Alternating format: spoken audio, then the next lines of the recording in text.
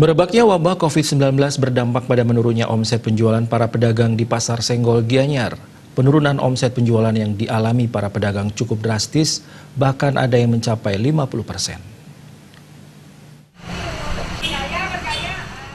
Berdasarkan penuturan sejumlah pedagang makanan di Pasar Senggol Gianyar, sejak merebaknya wabah COVID-19 terjadi penurunan jumlah pembeli yang cukup signifikan.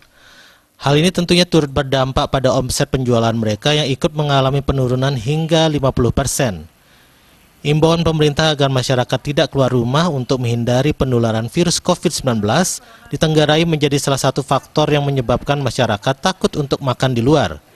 Di samping itu, penutupan lokal juga semakin mengurangi pendapatan mereka.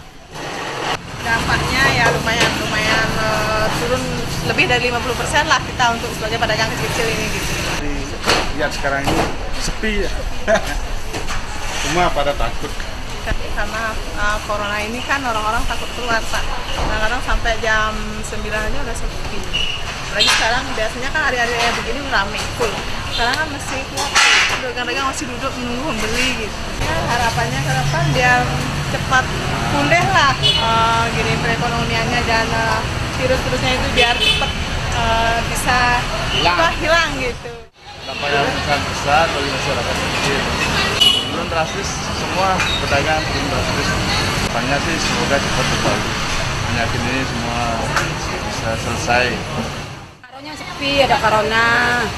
Asam karo sekarang boleh keluar, bisa jualan, dapat sedikit. Asam karonya ada apa? Semua tutup. Saya ikut, kalau enggak, kalau pribadi kita enggak. Gimana cari makanan? Anak-anak kasihan juga, anak buahnya kasihan. Mereka menambahkan pasokan bahan-bahan makanan hingga saat ini masih lancar. Hal ini karena rata-rata mereka telah memiliki pemasok masing-masing. Para pedagang berharap wabah COVID-19 cepat berlalu sehingga tidak ada penutupan lagi dan jumlah pembeli bisa kembali normal seperti sebelumnya. Eka Yana, Bali.